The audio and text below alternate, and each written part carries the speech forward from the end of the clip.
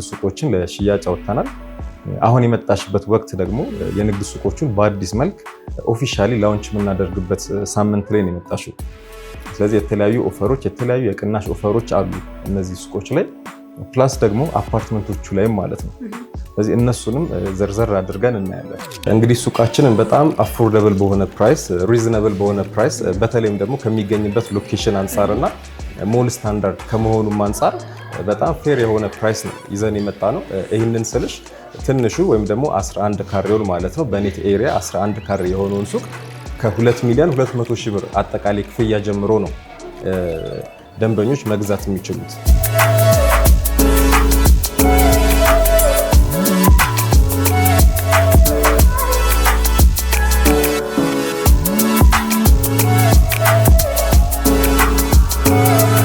እስከ 35% ድረስ የሚደርስ ቅናሽ ነው ያዘጋጀነው። ማለት 100% ዳውን ለሚያደርግ ደንበኛ 35% ዲስካውንት ይደረጋል። ምናልባት ይሄ ዲስካውንት ከአንድ ዩኒት ላይ ከአንድ አፓርትመንት ላይ ከ2 ሚሊዮን ብር በላይ ዲስካውንት ነው።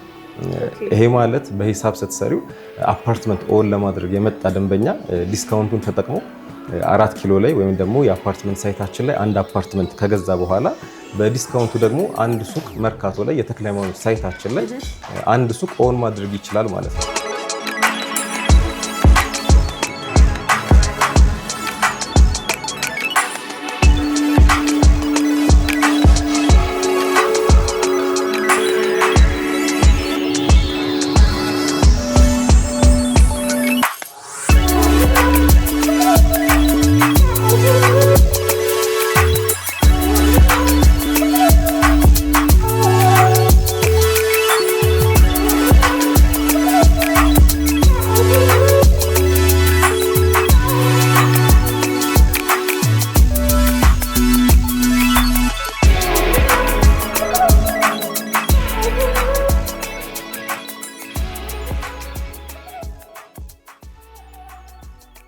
ሰላም ውድ የማዕዘን ሊስቲንግ ቤተሰቦቻችን እንዴት ናችሁ?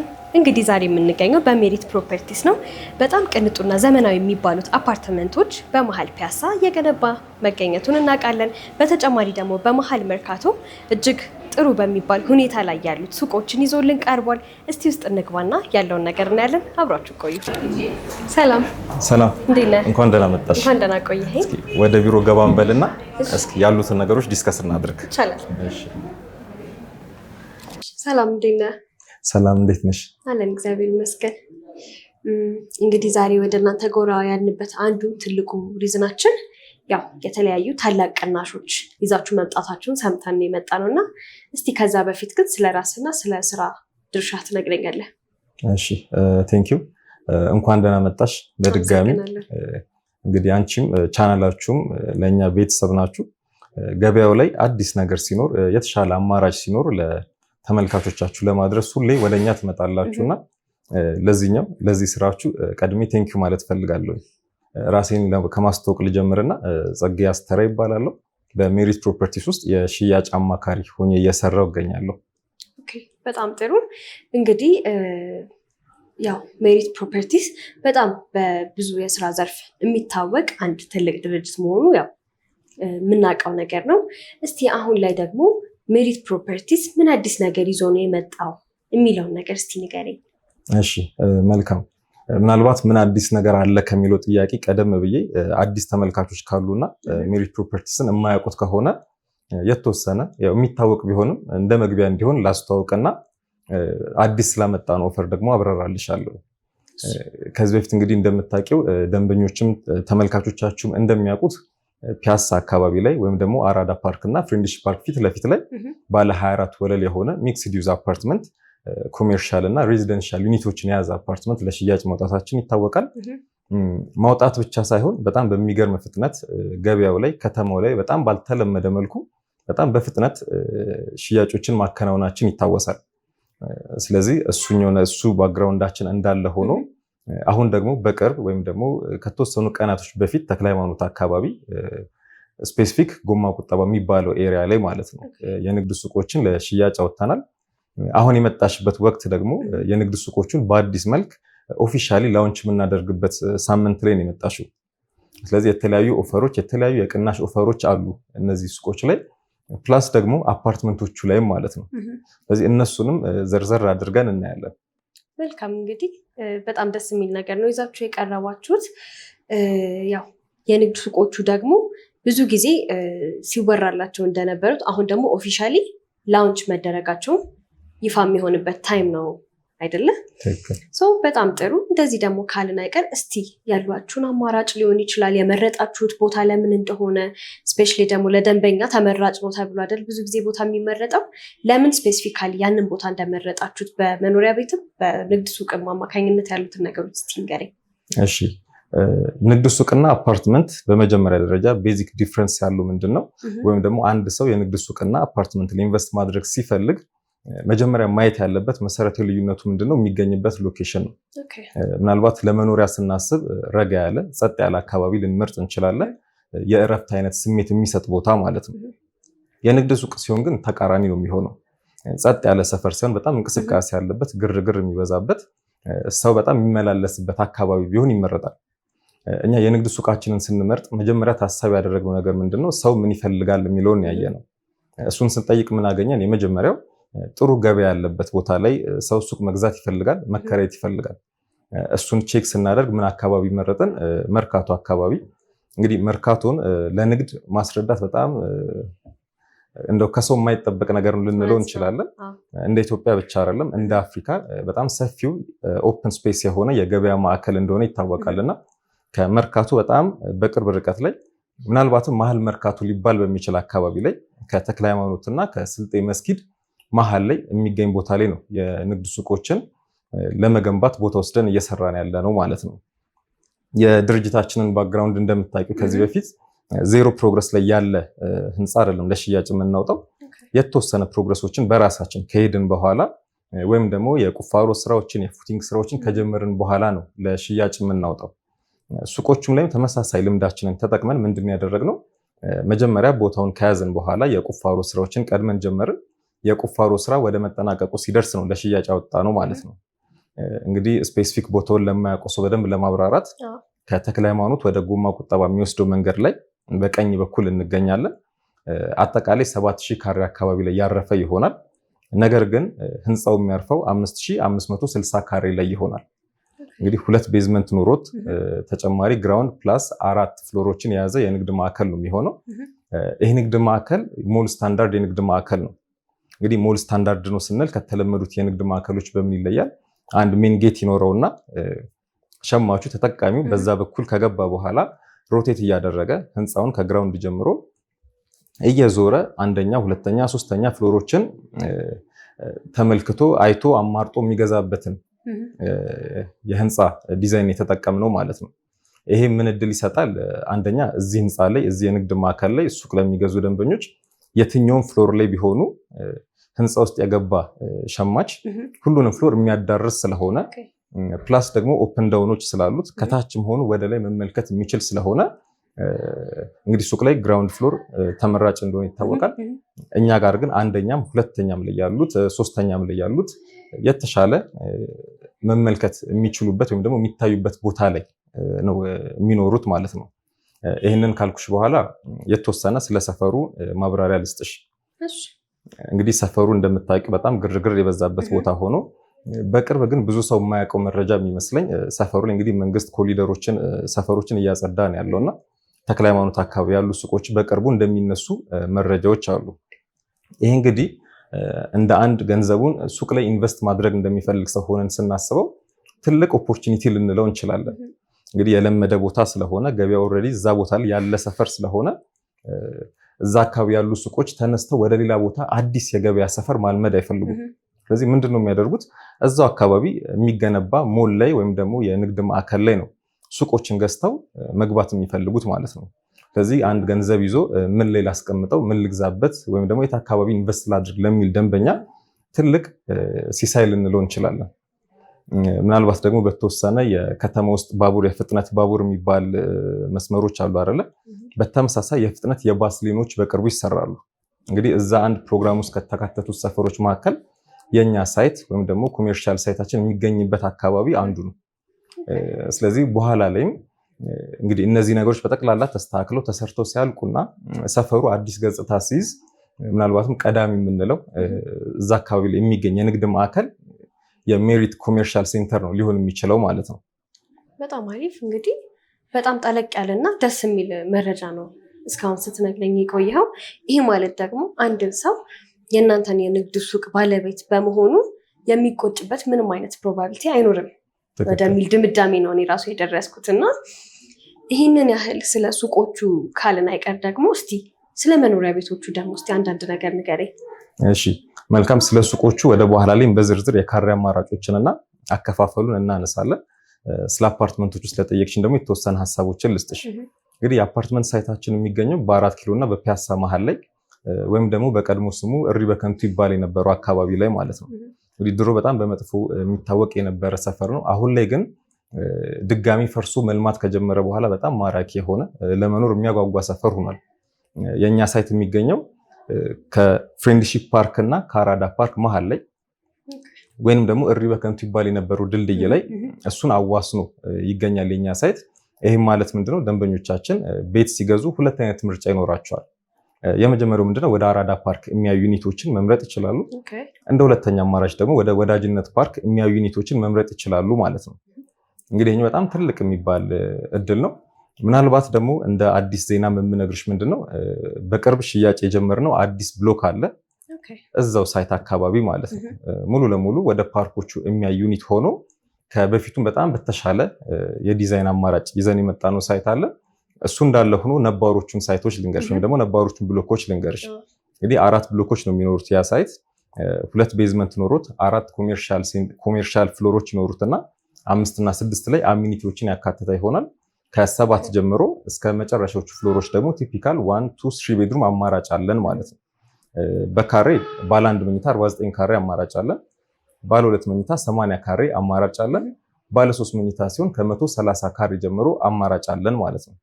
ኦኬ በጣም አሪፍ።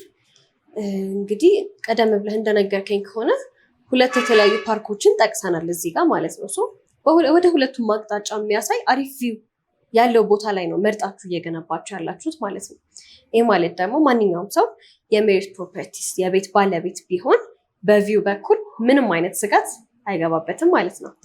በጣም ጥሩ። እንግዲህ ከባለ 1 እስከ ባለ 3 መኝታ በተወሰነ ደግሞ አዲሱ ብሎክ ላይ ባለ 4 መኝታ አማራጮችንም አካተናል። አዲሱ ብሎክ ላይ ደግሞ የባለ 4 መኝታ ክፍል እንደ አማራጭም ተካቷል ማለት ነው። ይህ ማለት ቀደም ብሎ ሲሰሩ ከነበሩት በተሻለ መልኩ እየተገነባ እየተገኘ እንደሆነ ነው እየነገርከኝ ያለው። ኦኬ በጣም ጥሩ። እንግዲህ ያው በመሀል ፒያሳ እና 4 ኪሎ አካባቢ የሚገኝ እንደዚህ አሪፍ አፓርታማ መገኘቱ እንግዲህ በጣም ለሰውም ተመራጭ እንዲሆን ያደርገዋል። እንትን ብለህ ነበረ ላይክ ሱቅና መኖሪያ ቤት ብለህ ነበር። ይህ ማለት መኖሪያ ቤቶቹ እስከ 6ኛ ፍሎር የራሳቸው ሱቅ አላቸው ነው አይደለ? ትክክል። በጣም ጥሩ። ይሄ ማለት ብዙ ሩቅ ሄደው እንትን ማድረግ አይጠበቅባቸውም ማለት ነው። ብዙ ለገበያ መራቅ አይጠበቅባቸውም። እሱ ብቻ ሳይሆን እንግዲህ 5 እና 6ኛ ፍሎር ላይ አሚኒቲዎች አሉ ብዬሻለሁ። እንግዲህ እነዚህ አሚኒቲዎች ማለት የመዋኛ ገንዳ፣ ጂምናዚየም፣ ስፓ፣ የውበት ሳሎኖች፣ የህፃናት ማቆያ የመሳሰሉትን የሚያካትት ነው የሚሆነው። ስለዚህ አንድ ሀሳቡ ምንድነው? የዲዛይን መሰረታዊ ሀሳቡ ምንድነው? ሁሉንም ነገር በአንድ ማቅረብ መቻል ነው። እንግዲህ ሰፈሩ በራሱ በቅርብ አንቺም ታውቂዋለሽ ብዬ አስባለሁ። አራዳ ፓርክ አለ፣ ወዳጅነት ፓርክ አለ። እንግዲህ ሰው ስፖርት መስራት ቢፈልግ፣ ወክ ማድረግ ቢፈልግ፣ ልጆቹን ማዝናናት ቢፈልግ ሩቅ ቦታ መሄድ አይጠበቅበትም። እንግዲህ ወጣ ካልሽ አራዳ ፓርክ ላይ የመሮጫ ትራኮቹ፣ መጫወቻ ሜዳዎቹ እንዳለ የተሟሉ ናቸው። አክቹዋሊ እነሱ ብቻ ሳይሆኑ እንደ ሎኬሽን ሰፈሩ ላይ ምን አለ የሚለውን ነገር ማየት ብንችል የመጀመሪያው ትልልቅ ትምህርት ቤቶች በዙሪያው በጣም በቅርብ ርቀት ላይ ይገኛሉ። እንግዲህ ሊሴ ገብረ ማርያምን የማያውቀው ሰው የለም። ምናልባት እንደ ሀገርም አንደኛ ልንለው የምንችለው ትምህርት ቤት ነው ያለው። በጣም በቅርብ ርቀት ላይ ይገኛል። እነ ካቴድራል በቅርብ ርቀት ላይ ይገኛሉ። ዩኒቨርሲቲዎቹ አዲስ አበባ ዩኒቨርሲቲ 5-6 ኪሎ በጣም በቅርብ ርቀት ላይ ይገኛል። እሱ ብቻ ሳይሆን አብሮት ቤተ መጻሕፍት በጣም በቅርብ ርቀት ላይ ነው የሚገኘው። ስለዚህ ምናልባት ልጆች ያሏቸው ሰዎች ከሆኑና እዛ አካባቢ ብገዛ ወይም ደግሞ ብንኖር ልጆቼ እንዴት ይሆናሉ ብሎ የሚያስብ ሰው ከሆነ እነዚህ ነገሮች በቅርብ ርቀት ላይ መኖራቸው ትልቅ ጥቅም ነው የሚኖረው። በእርግጥ ትምህርት ቤቶቹ ብቻ አይደሉም። ሆስፒታሎችን ብናነሳ እንደ ሀገር ትልቅ የምንለው ጥቁር አንበሳ ከኛ በጣም በቅርብ ርቀት ላይ ነው የሚገኘው። እነ ዘውዲቱ እነ ጋንዲ ፕላስ ትልልቅ የጤና ተቋማትን በቅርብ ርቀት ላይ ይገኛሉ። ስለዚህ እኛ ሳይት ላይ ቤት ስትገዙ ለደንበኞቹ ወይም ደግሞ ለተመልካቾቻችን ማለት ነው ቤት ሲገዙ የሚገዙት ቤታቸውን ብቻ አይደለም አካባቢውም ነው። አንድ የሚባል አባባል አለ አይደል? ከፍለን ቤታችንን እንገዛለን፣ ሳንከፍል ደግሞ በዙሪያ ያሉትን ነገሮች እንገዛለን ይባላል። ስለዚህ እኛ ሳይት ላይ አፓርትመንት ሲገዙ ከጎን የሚገዙት እነዚህን ፓርኮችን በነፃ ላይብራሪዎቹን በነፃ የትምህርት ተቋማቱን በነፃ እንደ መግዛት ነው የሚቆጠረው ማለት ነው። ስፔሲፊክ ደግሞ ስለ ህንፃችን ሳነሳለሽ ከአንደኛ እስከ 4ኛ ፍሎር ድረስ ሱቆች ናቸው ብዬሻለሁ። እነዚህ ሱቆች ምናልባት ሰው ስጋት እንዳይገባው ምንድነው በጣም ግርግር ያለባቸው በጣም እንቅስቃሴ የሚበዛባቸው አይነት ሱቆች ሳይሆኑ ረጋ ያሉ እንደ ሱፐርማርኬት የመሳሰሉ ለነዋሪው አገልግሎት የሚሰጡ ነገር ግን የዕለት ተዕለት እንቅስቃሴ ላይ ነዋሪውን የማይረብሹ አይነት ኔቸር ያላቸውን ሱቆች ነው ለሽያጭ የምናወጣው። ስለዚህ እንደው ከስር ግርግር ቢኖር ሱቅ ካለ እንደው ብንረበሽ ምን ቢል አይነት ስጋት ሊገባቸው አይገባም ማለት ነው። በጣም ጥሩ። ይህንን ሁሉ ታሳቢ አድርጋችሁ ነው እናንተም እየገነባችሁ ያላችሁት ማለት ነው። ስለ መኖሪያ ቤቶቹ ይህን ያህል ካልን አይቀር ደግሞ እስቲ ወደ ሱቆቹ እንመለስና ያሏችሁ የካሬ አማራጭ ምን ይመስላል የሚለውን ነገር ስለ ሱቁም አንዳንድ ነገር ንገረኝ። እሺ መልካም። እንግዲህ ሱቆቹን ዲዛይን ስናደርግ ምንድን ነው ያሰብነው አፎርደብል እንዲሆኑ ፕላስ ደግሞ ገበያ ላይ ተፈላጊ የሆኑ የሱቅ ዲዛይኖችን የካሬ አማራጮችን ነው ያቀረብነው ማለት ነው። ይህንን ስልሽ ትንሹ ካሬ ከ11 ካሬ ይጀምራል። እንግዲህ 11 ካሬ ማለት በጣም በቂ የሆነ እንግዲህ ከተማ ውስጥ የምናያቸው ሞሎች ላይ እንደ ዲስፕሌይ የሚከራዩት 2 በ2 የሆኑ ቦታዎች ናቸው። እንግዲህ 20-25 ሺህ የሚከራዩት ማለት ነው። እኛ ከ11 ካሬ ጀምሮ አድርገናል። ትልልቁ እስከ 32 ካሬ ድረስ አማራጭ አቅርበናል። ይህንን ስልሽ ደግሞ ትልልቅ ካሬ የሚፈልግ ሰው ካለ ጎን ለጎን ያሉ ሱቆችን መርጅ ማድረግ የሚችልበትን የዲዛይን አማራጭ አምጥተናል ማለት ነው። በጣም ጥሩ። እናንተ እስከ 32 ካሬ ድረስ ያሉትን አማራጭ ይዛችሁ መጥታችኋል። ግን በተጨማሪ ደግሞ መርጅ አድርጎ መጠቀም ለሚፈልግ ከስተመር ደግሞ በተለየ ሁኔታ መርጅ አድርጎ እንዲጠቀምም ጭምር ነው ኦፈር እያደረጋችሁ ያላችሁት ማለት ነው። ትክክል። እሱ አማራጭ አለን። ምናልባት ትንሹ 11 ካሬ ብዬሻለሁ፣ ትልቁ 32 ካሬ ብዬሻለሁ። አንድ ሰው ኖቲስ ማድረግ ያለበት ትልቁ ነገር ምንድነው ሱቆቹ ላይ 11 ካሬ ስልሽ በኔት ኤሪያ ነው እየሸጥን ያለ ነው። ይህ ማለት ከተማ ውስጥ የተለመደ አንድ አሰራር አለ አይደለ? ሳምፕል ቁጥር ልጥራለሽ እና 20 ካሬ ሱቅ አንድ ሰው ቢገዛ ምናልባትም የራሱ ሱቁ የሚያርፍበት ካሬ ከ12 ከ13 ላይበልጥ ይችላል። አብዛኛው ለኮመን ኤሪያ ተብሎ የሚቆረጡ ካሬዎች ይበዛሉ። እንግዲህ የተለመደ አሰራር ቢሆንም እኛ ግን በተወሰነ የተለየ ኦፈር ለማቅረብ አስበን ምንድን ያደረግነው ሱቆቻችን ኔት ኤሪያ ናቸው። ይህም ማለት 11 ካሬ ስልሽ ሱቁ የሚያርፈው 11 ካሬ ላይ ነው ማለት ነው። 32 ካሬ ስልሽ ሱቁ የሚያርፈው 32 ካሬ ላይ ነው ማለት ነው።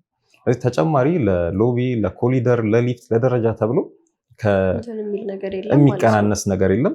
ስለዚህ ደንበኞች ሲከፍሉ የሚከፍሉት ራሳቸው ለሚረከቡት ሱቅ ነው ማለት ነው። ስለዚህ ለተጨማሪ ነገር አይከፍሉም። ይሄ ምናልባት በጣም ትልቅ እድል ነው ብዬ አስባለሁ። ከተማ ውስጥ አንቺም ዞር ዞር ብለሽ እንዳይሽ ተስፋ አደርጋለሁ። ብዙ ሰው ለኮመን ኤሪያ ተብሎ በጣም የተጋነነ የካሬ መጠን ነው የሚቆረጥበት። እኛ እንግዲህ እሱን ችግር ቀርፈን የመጣ ነው ማለት እችላለሁ። ስለዚህ የተባለው ካሬ ሳይቀነስ ምን ሳይል እንደተባለው ያገኙታል ማለት ነው። እንደተባለው አግሪመንት ላይ ውል በገባንበት ራሱን ካሬ ይረከባሉ ማለት ነው። በጣም ጥሩ። እንግዲህ ታዲያ ይህን ሁሉ ነገር ነግረኸኝ አንድን ሰው የሱቁ ባለቤት ለመሆን የሚጠይቀው አንድ ትልቅ ጥያቄ አለ። እሱም የአከፋፈል ሁኔታ ምን ይመስላል የሚለው ነገር ነው። እስቲ ንገረኝ፣ ምን ሊመስል ይችላል? በጣም መልካም። እንግዲህ ሱቃችንን በጣም አፎርደብል በሆነ ፕራይስ፣ ሪዝነብል በሆነ ፕራይስ በተለይም ደግሞ ከሚገኝበት ሎኬሽን አንጻርና ሞል ስታንዳርድ ከመሆኑም አንጻር በጣም ፌር የሆነ ፕራይስ ነው ይዘን የመጣ ነው። ይህንን ስልሽ ትንሹ ወይም ደግሞ 11 ካሬውን ማለት ነው በኔት ኤሪያ 11 ካሬ የሆነውን ሱቅ ከ2,200,000 ብር አጠቃላይ ክፍያ ጀምሮ ነው ደንበኞች መግዛት የሚችሉት። ምናልባት ሱቅ ስለሆነ ደግሞ የፍሎር በጣም ሴንሲቲቪቲ አለው። ይሄ ማለት ግራውንድ ፍሎር ላይ መግዛት ለሚፈልጉ ደንበኞች ከ3.8 ሚሊዮን ብር ጀምሮ ነው አማራጭ ያቀረብ ነው። እንዳነሳ ነው ካሬያቸው 11 ካሬ ጀምሮ ማለት ነው። እንግዲህ ትልቁ 32 ካሬ ነው። ነገር ግን ከ11 ካሬ ጀምሮ ኢንቨስት ማድረግ ሲፈልጉ አጠቃላይ ክፍያው 3.8 ይሆናል። ግራውንድ ላይ ፍሎር እየጨመርን በሄድን ቁጥር ደግሞ ዲስካውንቱ ከፍ እያለ ሄድና እስከ 2.2 ሚሊዮን ብር አጠቃላይ ክፍያ ድረስ ይሆናል ማለት ነው። ምናልባት በዚህ ሬንጅ ውስጥ ደግሞ በጣም ትልቅ የሚባለው የሱቃችን ዋጋ 11 ሚሊዮን አካባቢ ነው። ይሄም ግራውንድ ፍሎር ላይ የሚገኝ ነው። ሰፋ ያለ ኔት ኤሪያ 32 ካሬ ላይ የሚያርፍ ይሆንና ነገር ግን ተጨማሪ እንደ ዲስፕሌይ ወይም ደግሞ እንደ ማስታወቂያ የሚያገለግል ቦታ ያለው ማለት ነው። እንግዲህ ይሄ ማለት የፓርኪንጎችንም ታሳቢ ያደረገ ነው። ነገር ግን እንዳነሳ ነው በኔት ኤሪያ ስለሆነ የምናስከፍለው የፓርኪንግ ኤሪያው እዚህ ላይ ሳይካተት ማለት ነው። እሺ በጣም ጥሩ። ታዲያ በዚህ ዲስካውንት አማካኝነት አንድን ሰው የሜሪት ፕሮፐርቲስ የሱቅ ባለቤት መሆን ይችላል ነው እያልከኝ ያለው ማለት ነው? ትክክል። ምናልባት አሁን የነገርኩሽ ዋጋ አጠቃላይ 100% ለሚከፍል ደንበኛ ነው። ይሄ ማለት ያለ ዲስካውንት ማለት ነው። እኛ ባስቀመጥነው ያከፋፈል ሂደት መሰረት ጆይን ለሚያደርጉ ደንበኞች ነው ይሄ ፕራይስ ያለው። ነገር ግን ከሚጠበቅባቸው ዳውን ፔመንት ከፍ አድርገው የሚከፍሉ ደንበኞች ሲሆኑ ከ15 እስከ 20% የሚደርስ ትልቅ ቅናሽ አዘጋጅተናል። ይሄኛው ቅናሽ ሱቁ ላይ ብቻ ነው። ነገር ግን ደግሞ ይሄ ሳምንት ሱቁን ኦፊሻሊ ላውንች የምናደርግበት ሳምንት ስለሆነ በተመሳሳይ 4 ኪሎ እና ፒያሳ ኤሪያ የሚገኘው የአፓርትመንት ሳይታችን ላይ ዲስካውንት አድርገናል። ምናልባት የሱ ዲስካውንት በጣም ተለቅ ያለ ስለሆነ የሚያጓጓ ዲስካውንት እንደሆነ አስባለሁ። ይህንን ስልሽ እስከ 35% ድረስ የሚደርስ ቅናሽ ነው ያዘጋጀ ነው። ማለት 100% ዳውን ለሚያደርግ ደንበኛ 35% ዲስካውንት ይደረጋል። ምናልባት ይሄ ዲስካውንት ከአንድ ዩኒት ላይ ከአንድ አፓርትመንት ላይ ከ2 ሚሊዮን ብር በላይ ዲስካውንት ነው። ይሄ ማለት በሂሳብ ስትሰሪው አፓርትመንት ኦን ለማድረግ የመጣ ደንበኛ ዲስካውንቱን ተጠቅሞ 4 ኪሎ ላይ ወይም ደግሞ የአፓርትመንት ሳይታችን ላይ አንድ አፓርትመንት ከገዛ በኋላ በዲስካውንቱ ደግሞ አንድ ሱቅ መርካቶ ላይ የተክለ ሃይማኖት ሳይታችን ላይ አንድ ሱቅ ኦን ማድረግ ይችላል ማለት ነው። እዚህ ማለት 35% ዲስካውንት ሲባል ይሄን ያህል ትልቅ በጣም የሚያጓጓ ሊያመልጥ የማይገባ አይነት የዲስካውንት ኦፈር ነው። በጣም ጥሩ። እንግዲህ ያው በሱቁ ዋጋ የሚያስቀንስ ዲስካውንት ነው ይዛችሁ የቀረባችሁት። ይህ ማለት ደግሞ ከተጠበቀበት በላይ ዳውን ፔመንት የከፈለ ሰው ወደ 35% የሚያህል ዲስካውንት አግኝቶ ኦልሞስት የአንዱን ሱቅ በነፃ እንደመያዝ እንደማለት ነገር ነው ማለት ነው። ምክንያቱም ቤቱንም ገዝተው ሱቁንም የሚገዙበት የነበሩበት ቤቱን ገዝተው ከቤቱ ዲስካውንት አግኝተው ሱቁን ማጠቃለል ይችላሉ ነው እናንተ ጋር በጣም ትልቁ ጥቅም እዚህኛው ላይ ማለት ነው። በጣም ጥሩ። እንግዲህ ታዲያ ይህንን ካልን አይቀር ትንሽ እስቲ ደግሞ ወደ አፓርትመንቶቹ እንለፍና ያከፋፈል ሁኔታው ትንሽም ቢሆን በትንሹም ቢሆን ካለው ትልቁ ዲስካውንት ገልጸህልኛል። እስቲ ምናልባት ደግሞ አንዳንዴ ያው በአቅምም ጉዳይ ሰው እንደያቅሙ አይደለም የሚከፍለው። እስቲ ከሱ አንጻር ደግሞ እስቲ የስንት ፐርሰንት ያከፋፈል ሁኔታ አላችሁ? ኦኬ አፓርትመንቶቹን ካነሳሽልኝ አይቀር ለምሳሌ ባለ አንድ መኝታ 49 ካሬ የሆነው ዩኒት ላይ በፊት በነበረው ፕራይስ 6 ሚሊዮን 100 ሺህ አካባቢ ነው የሚሆነው። ይሄ ማለት በ11 ዙር የሚከፈል ነው የሚሆነው። ነገር ግን 100% ካሽ ለሚከፍል ደንበኛ 35% ዲስካውንቱ ሲቀነስ ከዚህ ይወርድና ወይም ደግሞ ከ6 ሚሊዮኑ ይወርድና 3.8 ሚሊዮን አካባቢ ይሆናል። ባለ ሁለት መኝታው ከዲስካውንት በፊት 10 ሚሊዮን አካባቢ ነው። ከዲስካውንት በኋላ 3 ሚሊዮን 500 ሺህ ተነስቶለት ወይም ደግሞ 35% ዲስካውንት ተደርጎለት አጠቃላይ ክፍያው 6 ሚሊዮን 500 ሺህ ይሆናል። እንግዲህ ይሄ ማለት አንድ ሱቅ የተክለ ሃይማኖትን ሱቅ ቻለ ማለት ነው። ነገር ግን ይሄኛውን አማራጭ ለማይፈልጉ ደንበኞችና ረጋ ብለው ከ2 ዓመት ተኩል እስከ 3 ዓመት ባለው ጊዜ መክፈል የሚፈልጉ ከሆነ 11 ዙር ያለው ያከፋፈል አማራጭ ነው ያለን። ይሄ ማለት ቅድመ ክፍያው 10 ወይ 15% ይከፍሉና ከዛ በኋላ የግንባታ ሂደትን የተከተለ 11 ዙር አከፋፈል ይኖረናል። ምናልባት የግንባታ ሂደትን የተከተለ አከፋፈል ሲሆን ብዙ ጊዜ ለደንበኞች ምቾት የሚሰጥ አይነት አከፋፈል ነው። ምክንያቱም እንግዲህ እንደምታውቁ ከዚህ በፊትም እንደሰማሽው አከፋፈል ላይ ሁለት አይነት መንገዶች ነው ያሉት። ታይም ቤዝድ የሆነ አከፋፈል አለ። ሁለተኛ ደግሞ የግንባታ ሂደትን የተከተለ አከፋፈል አለ። ታይም ቤዝድ አከፋፈል ሲሆን ግንባታው ቢገነባም ባይገነባም ደንበኛ ወቅቱን ጠብቆ እንደ ስምምነት አግሪመንት እንደገባበት ማለት ነው በ3 ወርም ሊሆን ይችላል ክፍያዎችን የመክፈል ግዴታ ውስጥ ይገባል። ነገር ግን የግንባታ ሂደትን የተከተለ ሲሆን ወይም ደግሞ እኛ እንደ ድርጅት የምንከተለው ያከፋፈል ስርዓት ሲሆን ደግሞ 3 ወር ጠብቆ ሳይሆን የግንባታ ሂደቱን ጠብቆ ነው የሚከፍለው። ይሄም ማለት ምንድነው? ለምሳሌ ቅድመ ክፍያ የሚከፍል ደንበኛ ኦልሬዲ ፋውንዴሽን ጨርሶ ሁለተኛ ቤዝመንት ጨርሶ አንደኛ ቤዝመንት የጨረሰ ህንፃ ላይ ነው ዳውን ፔመንት እየከፈለ ያለው። ስለዚህ እንደ ሀሳብ ምንድነው ከዚህ በፊት ለተሰራው ስራ ነው አሁን ላይ 10-15%ን እየከፈለ ያለው ማለት ነው። ስለዚህ የግንባታ ሂደትን ተከትሎ ሲከፍል ወደፊት ለሚገነባው ሳይሆን ወደኋላ ለተገነባው ነው እየከፈለ የሚሄደው። ስለዚህ ከእምነት አንጻር በጣም ለደንበኛ የተመቸ ያከፋፈል ስርዓት ነው ማለት ነው። ስለዚህ እንግዲህ ሁለቱን አማራጭ ነው ያቀረብነው። እንደነገርኩሽ ይህንን 11 ዙሩን መከተል ይችላሉ። ካልሆነ ደግሞ እጃቸው ላይ ካሽ ያለ ደንበኞችና ዲስካውንቱን መጠቀም የሚፈልጉ ከሆነ በጣም ትልቅ ዲስካውንት ስለሆነ እሱን መጠቀም የሚፈልጉ ከሆነ ደግሞ ካሽ ከፍለው አፓርትመንቱን ከያዙ በኋላ በዲስካውንቱ ደግሞ ከፈለጉ ብራቸውን ማትረፍ ይችላሉ። ካልሆነ ግን ሱቁ ላይ ኢንቨስት ማድረግ ይችላሉ። ምክንያቱም ምናልባት አፓርትመንት መግዛት የሚያስብ ሰው ለኢንቨስትመንት ከሆነ ለማከራየት ከሆነ የሚያስበው 50 እና 60 ሺህ የሚያከራየው ቢሆን ባለ አንድ መኝታውን ሱቅ ላይ ግን ሲሆን ተመሳሳይ በጣም ያነሰ ካሬ ግን ተመሳሳይ ፕራይስ ያለው ሱቅ ሲሆን ከ150 ሺህ ብር ጀምሮ ነው የሚከራየው። ስለዚህ ሪተርኑን ኢንቨስትመንቱን ካሰብነው በጣም ሰፊ ስለሆነ እንግዲህ እንደ ኢንቨስትመንት እንደ ሀሳብ ማለት ነው ይሄኛውን ኦፕሽን ኮንሲደር ማድረግ ይችላሉ። እሺ በጣም ጥሩ። እንግዲህ ይህን ሁሉ ነገር ከነገርከኝ አይቀር ያው እዚህ ሀገርም ያሉት ሰዎች ስፔሻሊ ደግሞ ከሀገር ውጭ ላሉት ሰዎች እንዴት ነው ተደራሽ መሆን የሚቻለው እናንተ ጋር? በጣም ጥሩ ጥያቄን ጠየቅሽኝ። ከመመለሴ በፊት አንድ ነገር ልንገርሽ። ከዚህ በፊት ከኛ አፓርትመንት መግዛት ፈልገው ኮሚኒኬት አድርገውን ግን በተለያየ መንገድ ፋይናላይዝ ማድረግ ላልቻሉ ደንበኞቻችን አንድ ኦፈር ይዘን መተናል።